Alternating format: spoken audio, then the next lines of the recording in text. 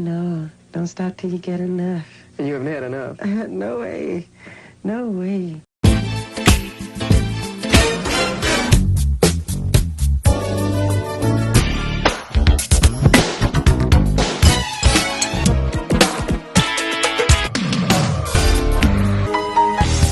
What's good, YouTube? This your boy Nick, and I'm back with another video, as you can see. And before we get started, if this is your first time on my channel, please make sure you click that like button. Don't forget to hit that subscribe button, and don't forget to turn those post notifications on, you know what I'm saying, so you'll be alert when I do drop a new video.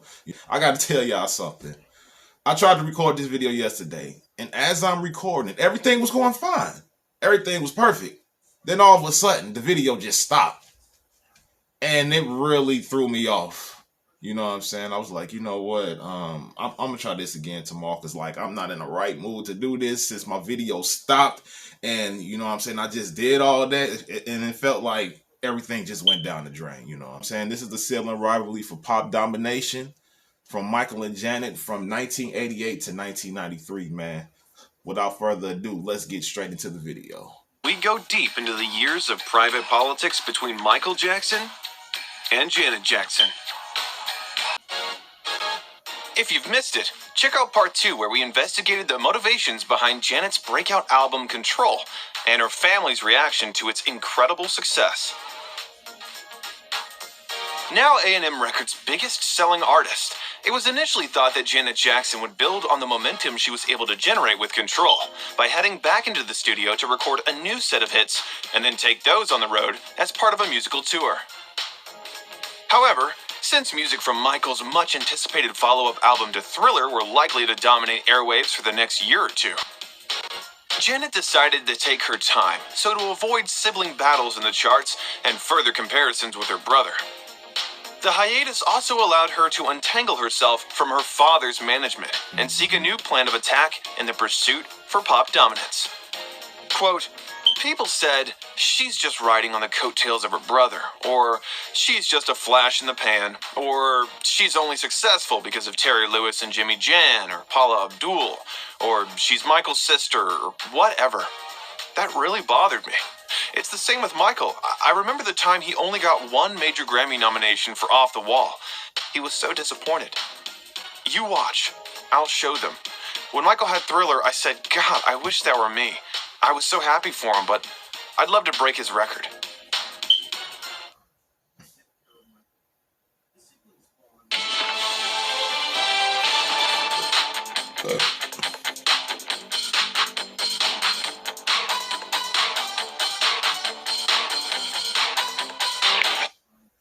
I was so happy for him, but I'd love to break his record. Rather than attempt to recycle her previous successes, Janet set her sights higher, to shed her pop puppet image and break new ground, in an attempt to broaden the confines of mainstream pop music. Ambitious in her premise, Janet's next record would address social conscious issues involving homelessness, violent crime, teen pregnancies, poverty, and racial conflict. The result being Rhythm Nation 1814. A well-thought-out, complex product with a serious side that continued the singer's bid to be perceived as more than an industry fluke. Upon its release, Jackson told Essence magazine that she has set up a board of directors in film, finance, music, and legal experts to give her guidance at monthly meetings. Quote, "I asked them, am I seeing the big picture? Are my goals realistic? Am I moving in a good direction? Even though I'm the one who finally decides I require a wide range of opinion." Driven by ambition, Janet had taken on the role of CEO in her pop destiny, with each aspect of her career having its own expert attached to ensure its success. And successful it was.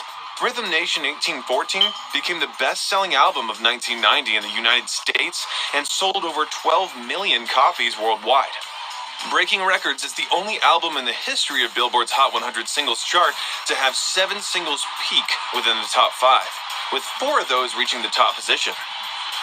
During the project, Janet not only flexed her commercial muscles, but showcased her ingenuity in dance, performance, creativity, and cemented her status as a sex symbol with the release of her Love Will Never Do Without You video.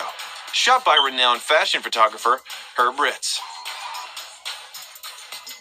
Much like how Michael dominated music awards in 1984, winning 8 Grammys, his 24-year-old sister had her hands equally as full with 8 Billboard Awards for her Rhythm Nation 1814 album, winning the year's #1 Rhythm and Blues Artist, R&B Albums Artist, R&B Singles Artist, and Hot 100 Singles Artist. That same year, Janet achieved another life ambition by winning her first Grammy Award for Best Long-Form Music Video for her 30-minute Rhythm Nation 1814 film, which consisted of the videos for Miss You Much, The Knowledge, and Rhythm Nation. In awards, she beat out her brother, Michael's high-budget epic Moonwalker, costing over $22 million of his own money and including highly innovative videos for Smooth Criminal and Leave Me Alone. Janet was shocked to have won for her much more modest project, but still very happy with the honor. Although he wasn't thrilled that his records were being broken by his baby sister, Michael admired her mounting successes and confessed that he enjoyed her music, admitting that he would spend hours dancing freestyle to her tracks. The record's industrial new jack swing and crashing street sound effects would go on to inspire the King of Pop's later recordings that appeared on his next album, Dangerous. Not shy to take advantage of their high-profile family connection, Michael even asked Janet to collaborate with him on a song for the record. But Janet turned him down, admitting that even after her many accomplishments, she still feared that such a collaboration would be seen as her riding on Michael's legendary coattails. Despite how she saw herself, in the eyes of music executives, Janet Jackson was now one of the industry's hottest commodities, as demonstrated when she, in March 1991, signed a record-breaking $40 million 3-album deal, moving from A&M to Virgin Records, making her the world's highest-paid music artist ever. Not to be outdone by his baby sister, her brother Michael announced his own unprecedented deal with Sony Music Entertainment just days later. Quote, "We're married to him now," said Sony president Michael P. Sfuloff, as instead of signing with Sony as simply a recording artist, Jackson negotiated a much more intertwined partnership that had the potential to spawn sales of over $1 billion. Collaborating with Sony Music, Columbia Pictures, and Sony Electronic Publishing, the entertainer was expected to not only record music, but to have his hand in a range of endeavors, including films, television, and video gaming. Already in development was Michael Jackson's first Hollywood star vehicle, a big-budget musical action-adventure of his own concept, written by those responsible for blockbusters like Edward Scissorhands and Beetlejuice, with sets by Batman's Anton Furst. And directors considered included the likes of Sir Richard Attenborough, David Lynch, Chris Columbus, or Tim Burton. An ambitious undertaking indicative of Jackson's determination to become an undeniable force as an actor, as well as a visionary in filmmaking.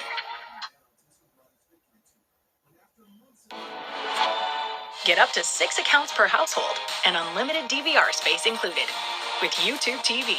Try it for Undeniable force as an actor, as well as a visionary in filmmaking. Ultimately, the project was fruitless for the artist, and Michael Jackson was left unable to fulfill his aspirations to become a serious actor. Janet Jackson, who also wished to make an impact on the big screen, was at the same time looking for her break into film, but was able to do so through less ambitious projects. As in 1992, Janet secured the lead in her first feature film, John Singleton's Poetic Justice. Featuring an all-black cast, Singleton wrote the strong female role with Jackson in mind.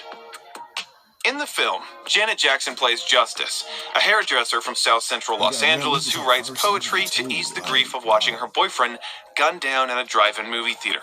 The role was serious and stretched her acting capabilities, allowing Janet to prove herself on screen and dispel assumptions that, yet again, she was given the opportunity due to her famous name alone.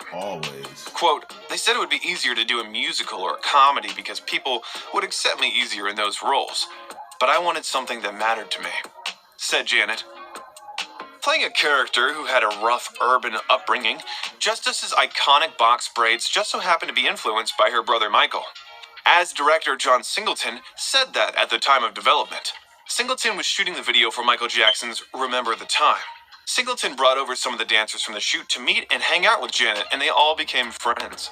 Then the director suggested that Janet should have the same style as the dancers in the video, and soon after, got the same Harlem-based hairstylist to come out to Los Angeles to do the same braids on Janet Jackson for the movie. However, despite the years Janet Jackson persisted to gain control, to prove herself and finally make it on her own, family dramas and constant comparisons continued. With Michael refusing to do interviews, and she being the next highest profile Jackson, Janet was often enlisted to act as the family's spokesperson. Whether to pass comment on her sister's Playboy pictorial, a brother's arrest, her parents' marriage, or Michael's changing appearance, Janet felt burdened by all the speculation and media circus that surrounded her whole family, as well as Michael's increasingly bizarre public persona.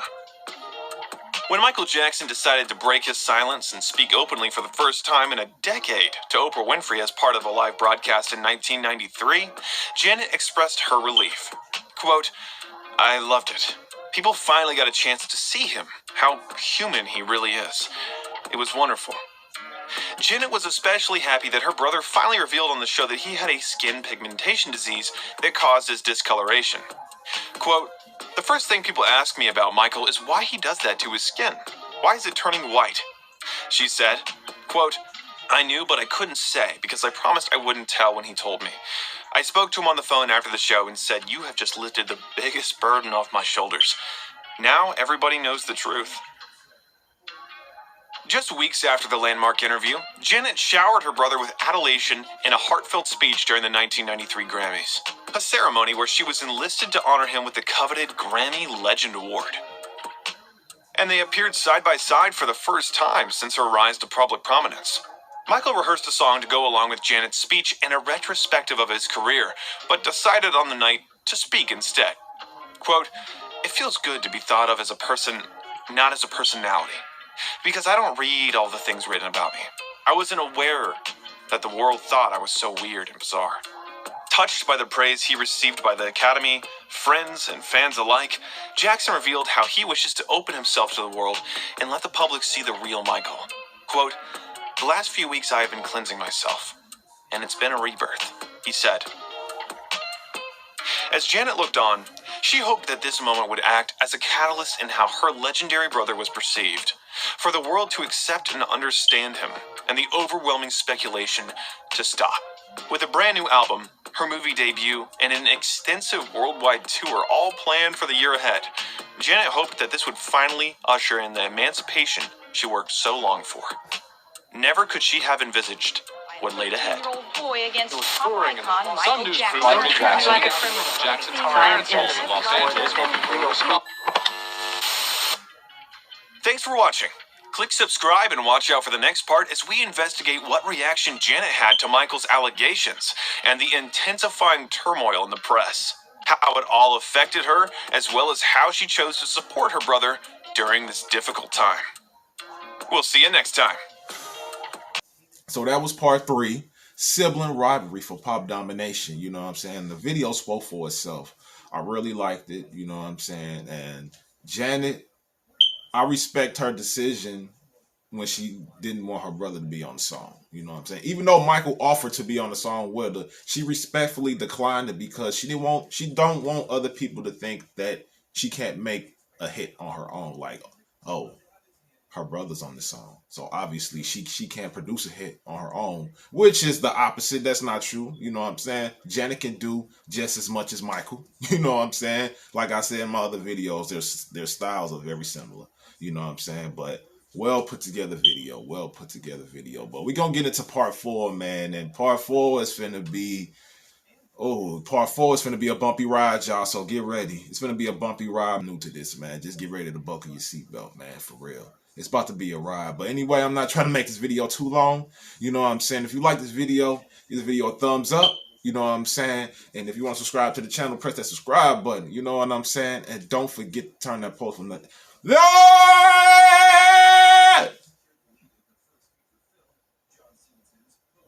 Don't forget to turn those post notifications on, so you'll be alert when I do make new videos. You know what I'm saying? I've been your boy Nick, and I'll see you in the next video, bruh. Peace.